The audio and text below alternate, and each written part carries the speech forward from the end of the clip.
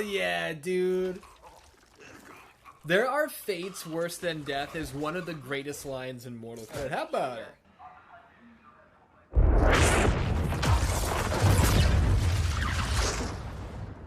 General Blade, cause Johnny kind of spared her the trouble.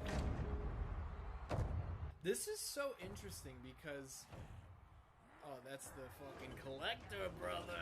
Meanwhile, in our world, Kotal Khan has captured and sentenced the Collector, one of Shao Kahn's loyalists, to death in the Kahn's arena. While Collector argues that he obeys Shao Kahn's word, Kotal responds that Shao Kahn is dead, and that his corrupt law allowed Collector to get away with committing crimes against those weaker than him.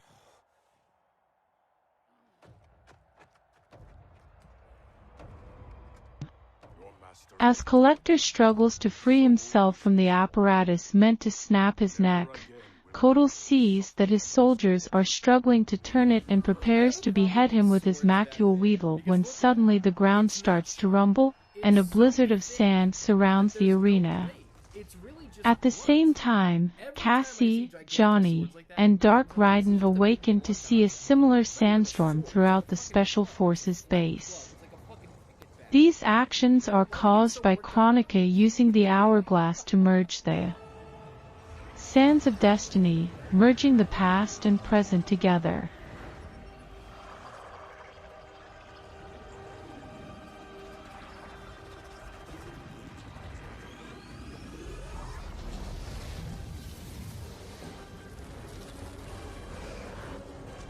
The sandstorm rages on, but to everyone's shock, the sand appears to take form, creating younger versions of Johnny, Sonya, and Jax, who can only stare in confusion and bewilderment. Shortly afterwards, Dark Raiden can only gasp in shock as his own body disintegrates into the sands, Shinnik's amulet dropping from where he once wore it to the ground as the sandstorm dissipates.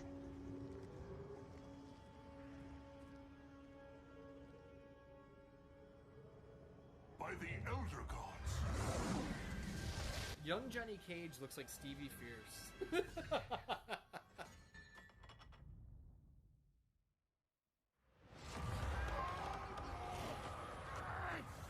Stevie, if you're watching this, I know you popped for that. Back in our world, Collector uses the distraction of the sandstorm to break free from his apparatus, and the sand takes several forms before everyone. Younger versions of Scarlet, Aaron Black, and Kano appear, alongside Shao Kahn and Baraka, alive once more.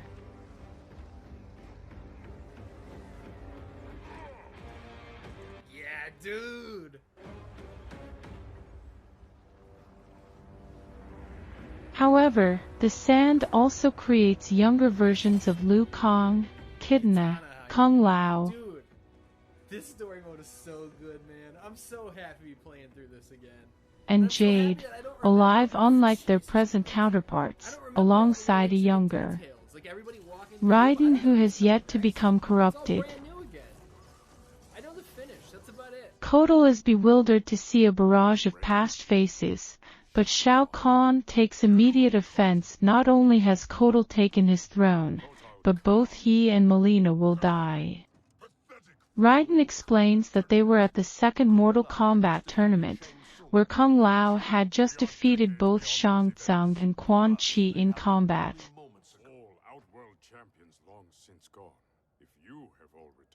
Kotal is also overcome with joy to see Jade, his former lover, alive, but the moment is interrupted by a furious Shao Kahn, who believes Raiden has trapped everyone in an illusion and demands Kotal relinquish his throne.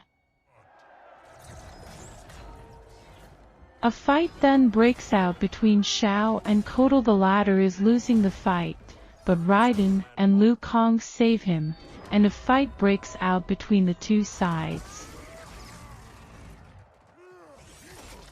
Oh yeah, dude! He's trying to put that shit back in. Sorry, brother. It's too In the chaos, Kotal confronts Baraka, who is distraught to learn he and his other Tarkata die, and defeats him. However, Kotal is suddenly caught by a rush of blood that erupts from a dead beast. Are you kidding me, dude? Scarlet is badass. And is washed down into the beast pens below the arena, where he confronts Scarlet and defeats her.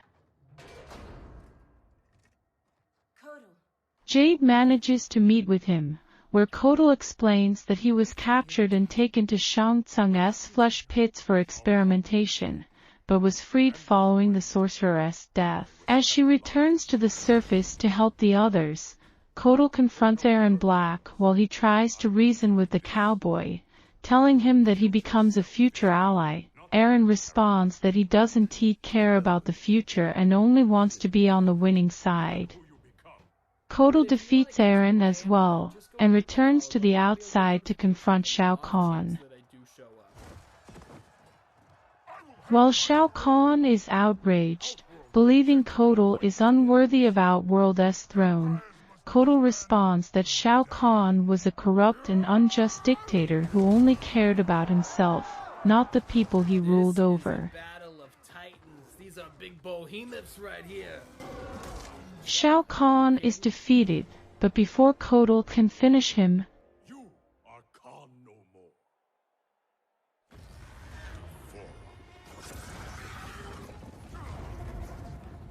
D'Vorah comes to the aid of the villains and leads them through a portal of sand, taking them to safety. It's not because it's D'Vorah. I think that makes her badass. We were allies. With the conflict over, Raiden introduces himself, but Kotal rebukes that he already knows who Raiden is and explains to the Thunder God how he becomes corrupted and apathetic following Shinnok's defeat, which horrifies him. Protect Earthrealm, you lashed out at all realms you deemed threats. Regardless, Raiden assures Kotal that he is not the person he is yet to be, and the two form an alliance to find out what has happened. Raiden prepares to return to Earthrealm with Liu Kang and Kung Lao to find out what else has happened, with the former bidding goodbye to Kitana as they wish each other luck. What a good-looking fucking couple, man. Jesus Christ. Them would be some beautiful babies. How about it?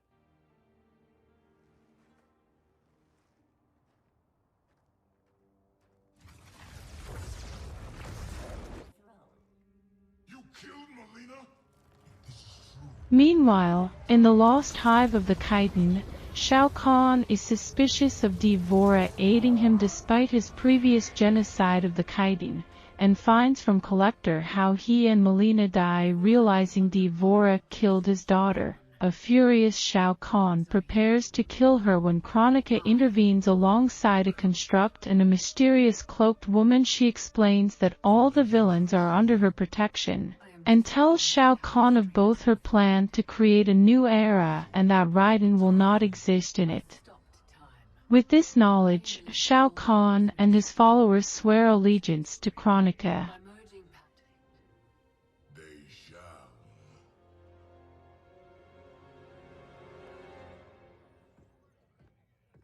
I swear to God. At the Special Forces base, the present and past heroes attempt to find out what has happened. Present Johnny questions how there is only one of Raiden while the others have doppelgangers from the past. God damn it. So it is true.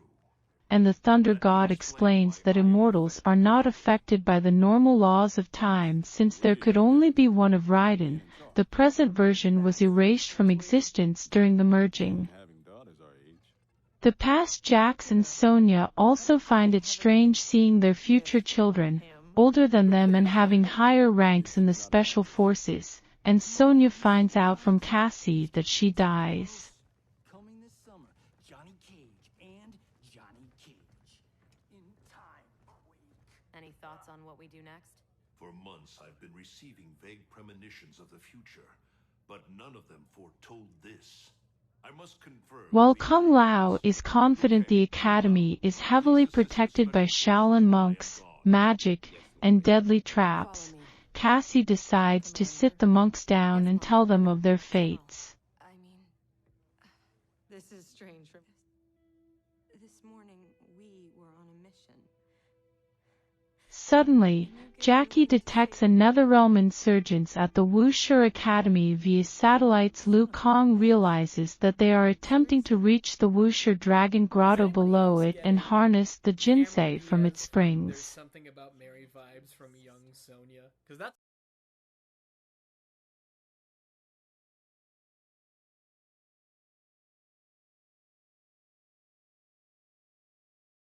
Don't forget subscribe and like.